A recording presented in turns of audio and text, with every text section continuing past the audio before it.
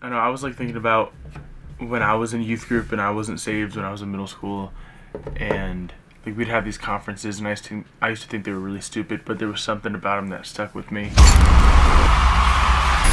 I grew up always going to these kind of retreats and stuff, so being able to come to something like this and serve like on the worship team as a tech person was like something that I never thought I would do. I don't know, I'm like, I want a kid to ask me who Jesus is. That's what I want.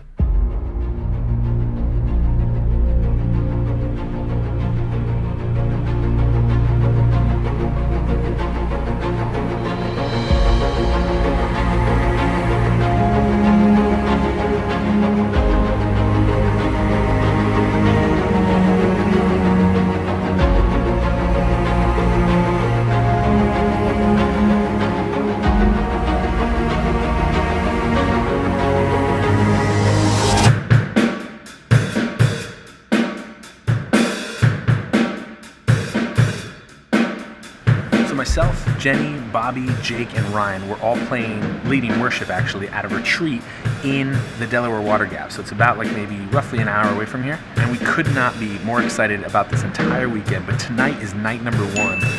We're not actually going there, but we're going to be doing kind of like a dress rehearsal tonight. Let's get this practice going.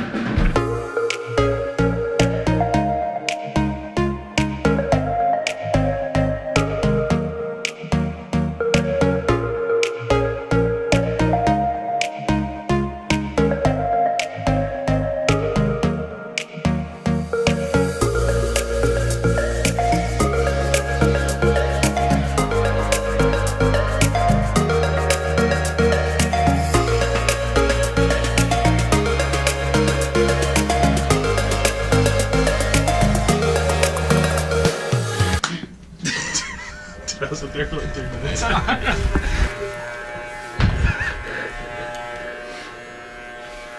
Okay, so our first practice went incredibly well. Everything was great, and Applebee's was really, really good too. But we all need haircuts. Well, not all of us, not Jenny. Huh? Are you gonna use this? So Jake's back there. He needs a haircut. I'm right here, and I need a haircut. And then apparently Bobby gives cuts. And like I didn't really know that. Like I knew that, but like I didn't really know that. So this has been day 1 of the weekend. Well, it's kind of like the half day. Tomorrow will be officially day 1 when we arrive at the location with our fresh cuts. So I'll see you there.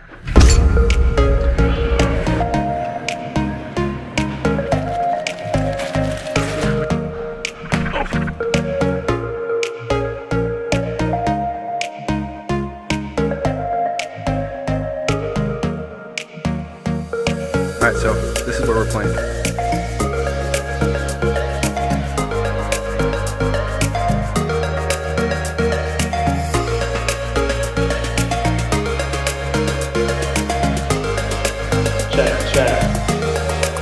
Check 1, check 2, 3. Hey! Am I good? Or okay, I want to keep going. Here we go. Check 1. There's Ryan, and there's his wife. Check. Hello.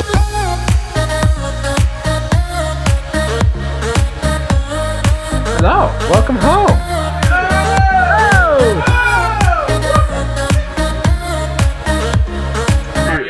This is buck wild. What I need y'all. Oh, look at that table. Oh. Okay.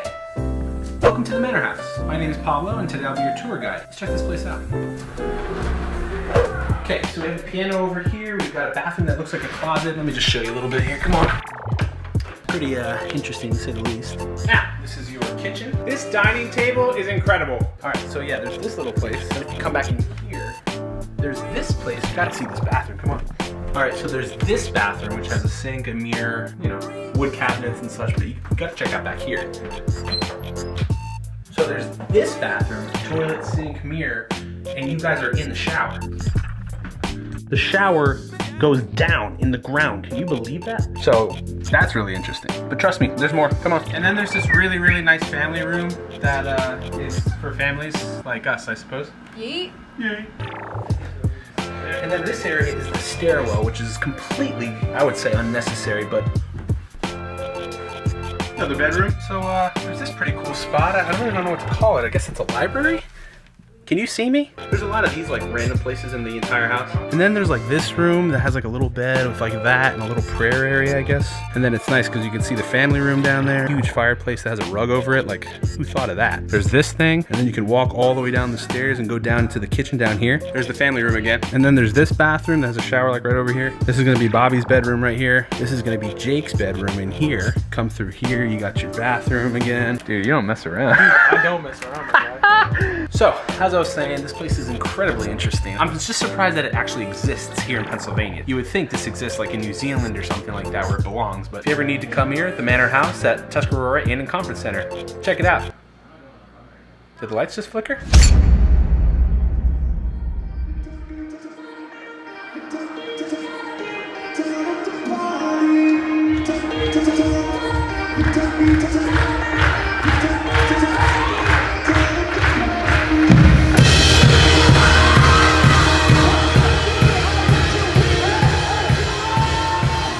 So, this weekend definitely means a lot to me.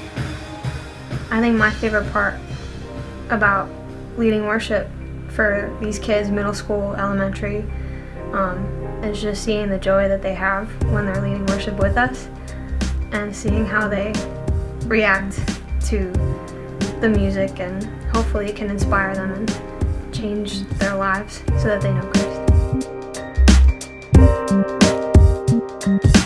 All right, good morning, everybody. How we doing today? So we just finished the first set. Welcome to day number 2. All right, welcome to session number 3. I'm ready to rip some heads off. Jake, do you want this banana? Happy birthday to you. So this is my first time at Taco Bell ever in my entire life. Let's go!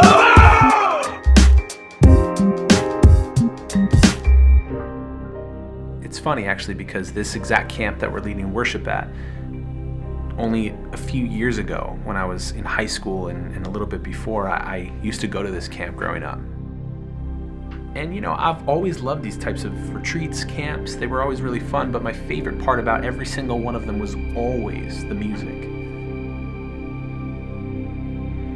And growing up, going to this retreat, I actually ended up becoming friends with 2 of the people in the worship team who also played heavy styles of music like me.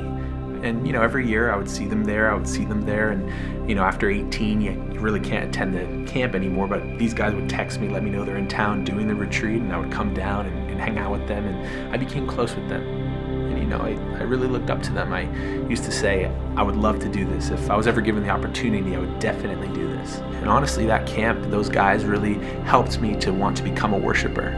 But you know, a few years ago, I got a call from a friend of mine that let me know that the drummer of that worship team had passed away in a car accident. He was in his late 20s, one of the most talented drummers I'd ever seen live, to be honest with you. And you know, that left me with a lot of questions, like, you know, why? It was a big question I had for a while.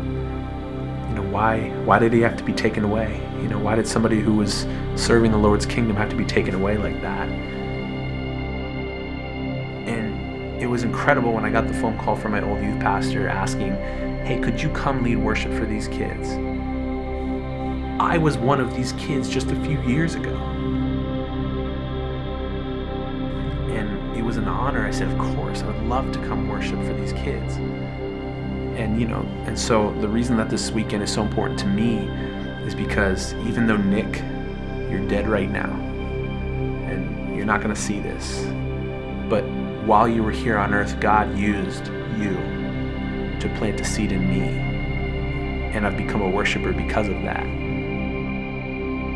My only hope, my only prayer is that God will use me, God will use us, He'll use our talents to hopefully do what you did for me. Hopefully we can be that for someone else. That's my only hope. That's my only prayer. So God, it's all you.